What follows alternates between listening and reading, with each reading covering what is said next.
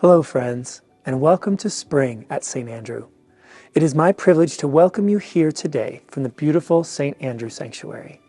I am grateful, as always, to share this sacred online space with you, where we are all invited, included, and valued as vital and beloved members of our broader worshiping community.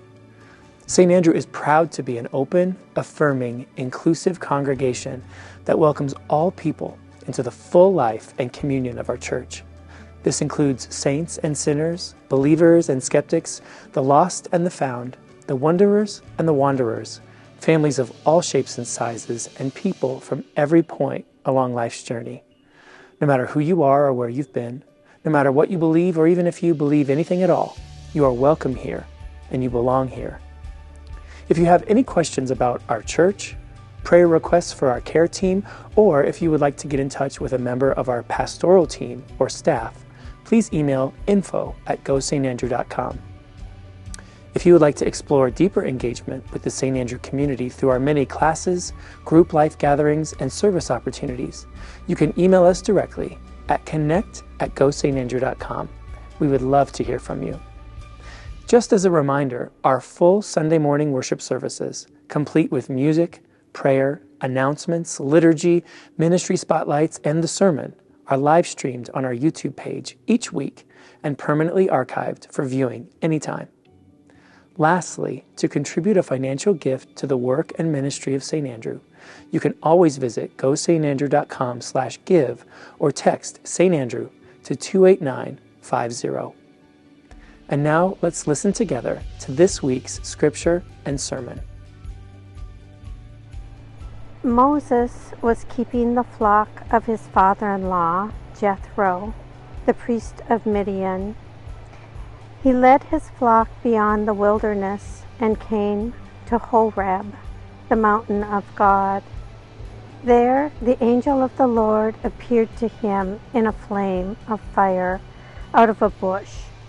He looked, and the bush was blazing, yet it was not consumed. Then Moses said, "I must turn aside and look at this great sight and see why the bush is not burned up." When the Lord saw that he had turned aside to see, God called to him out of the bush, "Moses, Moses." And he said, "Here I am." Then he said, "Come no closer. Remove the sandals from your feet, for the place on which you are standing is holy ground."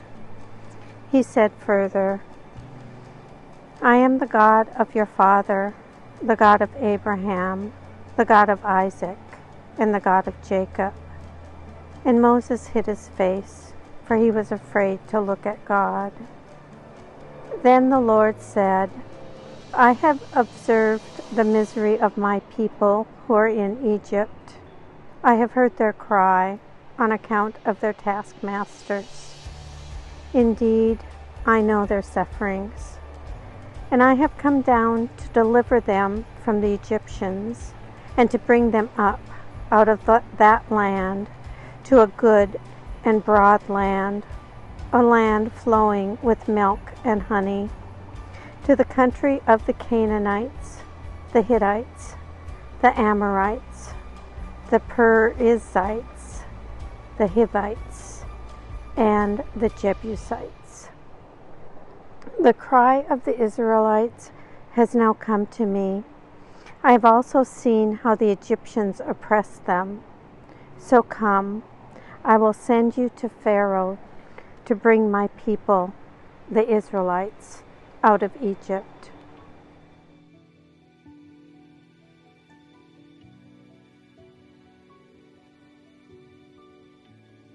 Over the last few weeks, we've encountered some of the most bizarre, unbelievable, outlandish, laugh out loud, ridiculous stories of the Bible that, on the surface, make no sense at all, but below the surface possess a depth of wisdom that I think makes all the sense in the world. Weird stories. Stories about a level-headed, silver-tongued donkey who talks some sense into her dim-witted, simple-minded owner. Stories about some hard-hitting, kid-mauling she-bears who bust out of the woods like the Kool-Aid Man to butcher 42 youths for jeering Elisha's baldness. A story about a strong-willed, God-defying prophet who gets swallowed up by a giant fish, but who is so wretched that not even the fish can stomach him without throwing him back up. The Bible gets weird sometimes, but these strange stories are packed with divine punch. Reading them literally is an exercise in missing the point, because in them there's a depth of meaning beneath the surface that has the power to change the world. Like today's story about a bush burning in the wilderness that speaks to the homicidal fugitive Moses who's just trying to fly under the radar, slow down his life, when God calls him to lead a whole nation out of slavery as part of some epically impossible mass migration project. It's a weird story. It's weird because bushes that are on fire but are not actually consumed are spooky. And bushes that are on fire and are actually talking are really freaky. And anyone who actually stops to listen to a burning bush that is talking should probably see a therapist pronto. Or maybe back off a little on the psychedelics. You've probably heard this weird story before, or at least seen the movie with Charlton Heston way before he got weird. It sounds like another magical, mystical, mythological tale from another world, a tale that has no relevance to the one we're living in now. Because bushes don't catch fire without being consumed, and because bushes don't talk, unless, of course, it's 1972 and you're watching The Magic Garden. But maybe it's not actually a story about a burning bush that speaks. Maybe it's about something else that suddenly catches fire and gives voice to a dream that had been long since silenced. To understand this story, it helps to have some background. At this point in the story, Moses is trying to break free from his troubled past by inconspicuously tending the sheep of his new father-in-law Jethro in the wilderness of Midian. Moses at the time is at the top of Pharaoh's 10 most wanted list for losing his temper one day and killing a ruthless Egyptian taskmaster. After that murder, Moses flees. And on his way out of Dodge, he meets a priest named Jethro. Well, he also meets Jethro's beautiful daughter, Zipporah, whom he crushes on and eventually marries. Zipporah and Moses have a baby together, and life suddenly gets kind of complicated for Moses. Newly married, a wanted fugitive, running from the law, hiding from his past, fearing for his life, and now fathering a child. There's a lot of craziness now in Moses' life, and all he wants is to just settle in for a while, to lay low, to slow his roll, to tend some sheep, take a breather, and forget about Pharaoh and the awful oppression of his fellow Hebrews back in Egypt. I mean, let someone else solve the world's problems, right? So Moses pieces out in the wilderness, believing his best days are behind him. He's a shepherd now, and that's that. He has a wife, a family, a decent job. He's living a good enough life, a peaceful, predictable life. And his future now is in Midian. No expectations, no responsibilities. He's like Lester Burnham in that great movie, American Beauty. Lester quits his position at the marketing firm to work that entry-level fast food job at Mr. Smiley's, where he tells the manager, "I want the least amount of responsibility possible." That's Moses. Moses settles for a humdrum life in a forgotten place called Midian. Feed the sheep, shear the sheep, shepherd the sheep, get up tomorrow and do it all over again. Does that sound a little like your life, at least sometimes? Have you ever been to Midian? At one time or another, we've all been to Midian, feeling just a little stuck, stuck in a job, stuck in a relationship, stuck in a funk, stuck in a moment. We suspect we might be in the wrong place. We wonder maybe if God will ever do something to change our situation. There are times in our lives when we just have to tend sheep in Midian. We just have to do the best we can with what we've been given, with where we've landed. In fact, some of the people I respect the most are those who have found themselves in Midian and made the most of it and persevered and never gave up. Only what makes them extraordinary is that they didn't settle. All along they know and knew that Midian is not good enough. They know the world is bigger than Midian, that more is possible. Sometimes we need a reminder that we are more than we have become. We need someone, something to tell us that it's not enough to just punch the clock in a life where every day feels just like another Monday, and we're content to do the same thing we've always done a million times before. Moses is just punching the clock in the wilderness when a bush suddenly ignites and God speaks, and Moses hears what he doesn't want to hear but desperately longs to hear, that Midian is just too small for him, that he's meant for more than leading sheep in the desert. He's meant to lead his people through the desert, out of slavery, out of Egypt, into a life of freedom, into a land where rivers flow with milk and honey. Moses in that moment is commanded to remove his sandals from his feet because the place on which he's standing is holy ground. It's a holy moment in the ordinariness of his life and the world. Some of the ancient rabbis who taught on this Moses story centuries ago, they believed that this bush that burned but was not consumed was actually not a bush at all. It was Moses' very life. In the wilderness of Midian, Moses saw himself, his real true self. He saw the person he used to be, the fiery passion he once had. He saw the past he could no longer run from. He saw the destiny he could no longer resist. In that moment, he saw the person he used to be, the gifted leader that had once burned with compassion for his people. And in that burning bush, Moses saw that his fire had not gone out after all. In that voice, he heard a calling that had always filled his heart, but had for too long been silenced. This is the real miracle of the strange story about Moses and that burning bush. As Moses was drawn to the flames of fire, he was drawn back to his self, back to the heart of fire that once defined his destiny.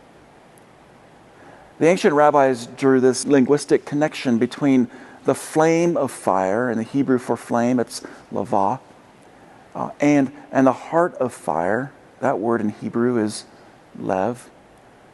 And that what they said was this, that a flame burned within Moses' heart that had never gone out. His deep, instinctive opposition to the slavery in Egypt, his love for his people, his calling to liberate them. This was the message emanating from the inextinguishable flames, the awareness that arose in his burning heart of fire. We tend to read this story as if all this came as welcomed news to Moses. And it does sound pretty dreamy, doesn't it? Wouldn't we all love to experience a spiritual epiphany in which we hear the voice of God speaking directly to us, telling us what we should do next and promising heroic outcomes? Moses would be a fool to refuse. Only that's what he does. He's reluctant to accept the call. He has plenty of great excuses. God, who am I to do this? What if the people don't believe me? Lord, I have this speech impediment. What if they laugh at me like they laughed at Pilate in the life of Brian? Or the priest and the princess bride. There are bushes burning all around us. That's what this story says. But Moses reminds us that some bushes burn with such a terrifying truth that they require great courage to see and act on them. And some of those burning bushes are calling us to make changes maybe in our personal lives, to step up, to step out, to step into, to step forward toward God's call on our lives. The writer Stephen Pressfield describes a season in his life when he found himself at a critical turning point. He was feeling this deep call to become a writer, but he'd always struggled with fear and shame in his life. He dreamed of pursuing the writer's life for years, but his fear of failure delayed the dream and left him empty and satisfied. He was living in a small cabin in the woods when he encountered a stranger that challenged him to finally pursue his long-delayed dream. That stranger, it turned out, was a red-headed cat. A cat that would come around every night at dinner time. This old, battle-scarred tomcat that lived in the woods. Pressfield would cook supper over a little fire out back, and the cat would appear and sit across from him while he ate. Pressfield would toss some scraps of meat, but that old cat wouldn't take them. That cat was nobody's pet. Pressfield would sit on the cinder block step out back, about 10 feet from the tree line in the woods, and the cat would sit at the edge of the woods facing him with his big front paws beneath him. And Pressfield said that cat regarded him with an expression that was somewhere between condescension and disdain. He said there was no doubt which one of them was the superior being, which one possessed self-sovereignty, which one had his act together. He said, that cat looked at me as if he was trying to decide whether or not to kick my tail. Pressfield came to admire that cat. He became an unlikely catalyst for him. That cat's presence and manner were daily reminders of what Pressfield was really meant to do with his life. The cat functioned sort of as a call to action, to pursue his dream. And some burning bushes, like that cat, are so hidden in plain sight, we almost miss them. But if we see them, we hear something, even the divine, calling us to do something new. Other burning bushes point to truths or destinies we'd like to avoid, because acting on them might mean some hard and scary and consequential work, while tending sheep in Midian can be so irresistibly easy and trivial and inconsequential. Some burning bushes ask us to make really hard choices. Will we settle for tending Jethro's sheep, or will we dare to free Pharaoh's slaves? We might be tempted to choose sheep tending were it not for the mysterious ways that God works in our conscience and in our heart, works with our desire to want to please God. Have you ever looked at the world or your community or even the people in your life and said to yourself, I don't know what it is, but something's not quite right? Burning bushes will do that to us.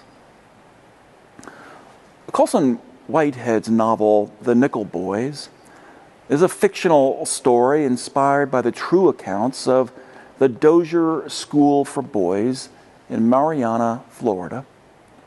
The Dozier School was a notorious state-run reform institution that closed back in 2011 after dozens of former students, now old men, began telling stories of brutal beatings and unspeakable abuses administered by school officials over many decades. In Dozier's 100 years of operation, at least 81 boys died as a result of beatings there. but only 31 bodies were interred in the school cemetery. Nobody knows where the other 50 boys are buried. So in Whitehead's fictional account, The Nickel Boys, the school cemetery contains only the graves of the white boys who had died there. The black boys had been buried somewhere in an unmarked cemetery. And in one scene in the book, a team of archaeology students from a local university are excavating the official cemetery when one of them finds herself on the other side of the campus where the black students had been schooled and segregated. And it's there that she discovers the unmarked cemetery. And when she's asked how she was able to spot the hidden graves, she says simply, "The dirt looked wrong." That's all. The dirt looked wrong. There was something about the sunken earth, the scrabbly weeds that caught her eye. Something about the dirt wasn't right. And because she dared to look closer, she discovered the truth. The dirt looked wrong. We've all had those moments when we've witnessed something that just didn't seem right, but maybe we struggle to name it or to act on it with conviction. Someone maybe does something hurtful or inappropriate that just doesn't sit well with you, and something, that needs to be called out. Or you witness a behavior in someone that you care very much about, and you wonder if there maybe are deeper issues or underlying concerns that are now crying out for your help. A child who seems depressed but can't name it herself. Or a friend whose self-destructive behavior is leading him down a disastrous path, but he can't admit it. Or an injustice that everyone seems to accept as now the new normal. Another mass shooting, another hate crime. All asking, will you do something? Pay attention to these bushes that are burning all around you, because these too are divine epiphanies calling you to the work of liberation. Resist the temptation to look away from them.